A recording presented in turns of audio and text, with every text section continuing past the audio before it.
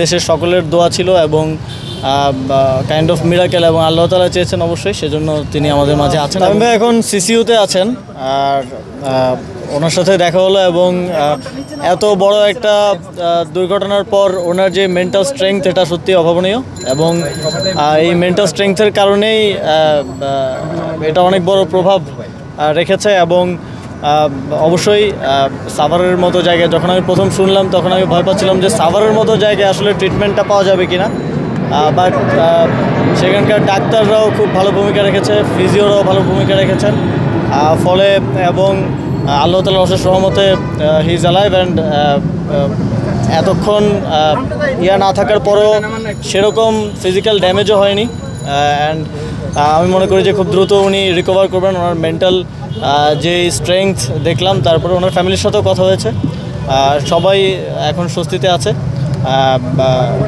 ডাক্তাররা নিয়মিত দেখছেন এবং আশা করি খুব দ্রুতই ক্যাবিনেও ফিরে আসবেন এবং সুস্থ হয়ে আমাদের মাঝে ফিরে আসবেন। আসিফ ভাই, থাইল্যান্ডে উচ্চ চিকিৎসার কি কোনো দরকার আছে না বাংলাদেশের চিকিৎসা? এখনও ডাক্তারদের সাথে ফ্যামিলি কথা বলছে, যদি ডাক্তাররা ধরুন কিছু সাজেস্ট করে তাহলে ফ্যামিলি ভাববে সে বিষয়ে। হ্যাঁ, অবশ্যই তামিম ইকবাল আমাদের বাংলাদেশে আমরা যারা ছোটোবেলা থেকে ক্রিকেট দেখি, তামিম ইকবাল সহ আমাদের ক্রিকেটকে যারা একটা নতুন ধাপে নিয়ে এসেছে তাদের মধ্যে একজন অন্যতম। সেই জায়গা থেকে দেশের সকলের দোয়া ছিল এবং কাইন্ড অফ মিরাকেল, এবং আল্লাহ তাআলা চেয়েছেন অবশ্যই, সেজন্য তিনি আমাদের মাঝে আছেন এবং খুব দ্রুতই আবার হয়তো আমরা পুরাতন ভাবেই তাকে দেখতে পাবো, মাঠে দেখতে পাবো, এটাই প্রত্যাশা রাখছি।